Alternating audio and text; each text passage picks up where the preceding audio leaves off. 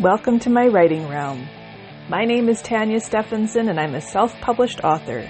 To find out more information about me and my publications, please check out my website at www.tanyastephenson.ca.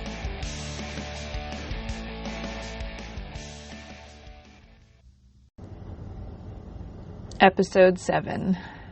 Hey everyone, today is Monday, April 25th, and as per usual, we are experiencing another dose of winter in Manitoba. The downside is, it started as a massive amount of rain, and now there is a lot of land flooding.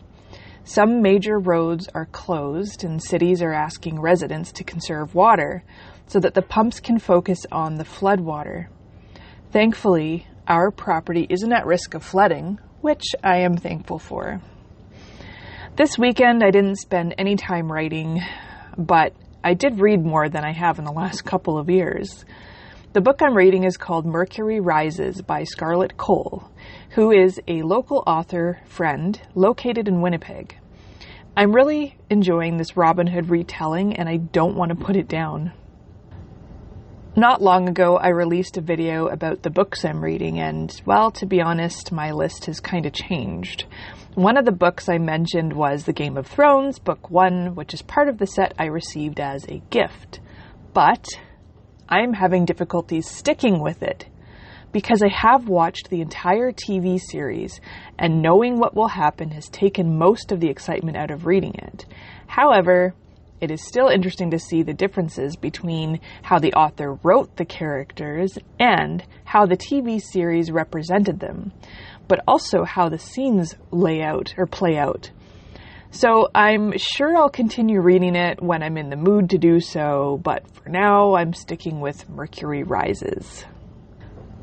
Over the past few months, I've been curious about audiobooks, so my husband set up my Audible subscription to encourage me to test the waters. Being a listener of podcasts, it was a great alternative to using my eyes to read a book or ebook. So far, I've really enjoyed nonfiction or educational audiobooks about writing and publishing. However, I'm not sure how I feel about listening to fiction. And if you hear any barking in the background, it's just my dog. She pretty much barks at anything or everyone or every vehicle that happens to pass by my house.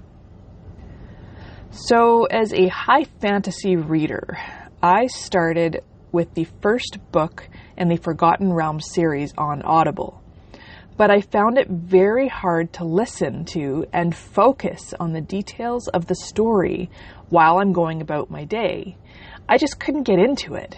I'm wondering if it's easier to listen to a fiction audiobook while relaxing in bed rather than while I'm at hockey or I'm driving or I'm cleaning. The next fiction audiobook that I tried to listen to was Christopher Paolini's To Sleep in a Sea of Stars, which is science fiction. I loved reading his high fantasy series, the novels of the Inheritance Cycle, so I thought maybe I'd enjoy his sci-fi. But so far, I'm having a hard time getting into it. Again, I'm unsure if it's the format of it being an audiobook or the fact that I'm not into his sci-fi. Either way, I find my thoughts drifting to other things when I listen to it, so I'm not really paying much attention to the story. Then when I start actually paying attention, I feel like I'm lost in the storyline.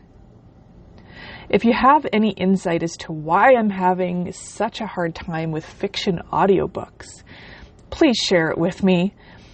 My thoughts are I either need to find the right audiobook or I need to change how I'm listening to them. Either way, listening to the nonfiction and educational audiobooks about writing and self-publishing, I'm really enjoying that. So at the very least, I can get that out of Audible. For my personal health update, things haven't been too terrible, to be honest. By increasing my activity levels and walking every evening after supper, plus taking electrolytes a couple times a week or as needed, my seizures haven't been as frequent or as bad when they do happen. Over this past weekend, I was able to go shopping with my husband to multiple stores, do some cleaning, and stay upright for almost a full day without having a seizure. I haven't been able to do that since about 2016. I've become a believer now that when you reach a point where doctors can no longer offer additional answers or help you solve your issues or medicate you enough to completely get rid of the symptoms, it may come down to trial and error on your own outside of medication. Sometimes it's as simple as lifestyle changes to better manage medical conditions.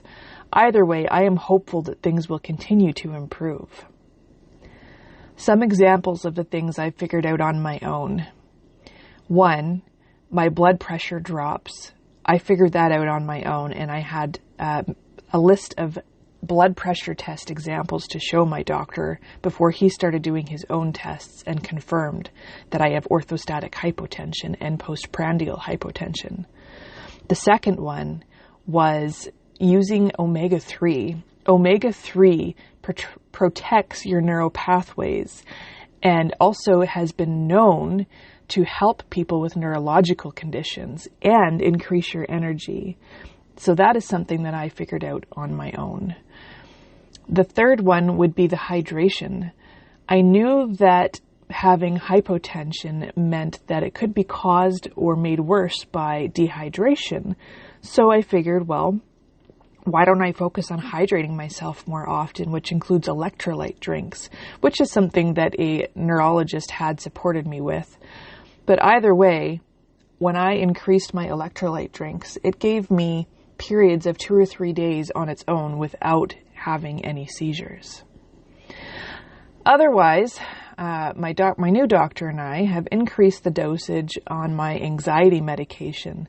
And for the first time in a couple of weeks, for the first couple of weeks on this increased dose, it reduced my energy levels greatly, but things seem to be leveling off at last. And I wonder if that may have a part to play in my ability to function better as a whole. It's entirely possible. I hope you are all well, and don't forget to keep reading and writing, and look after your physical and mental health, in addition to staying on top of your hectic lifestyles.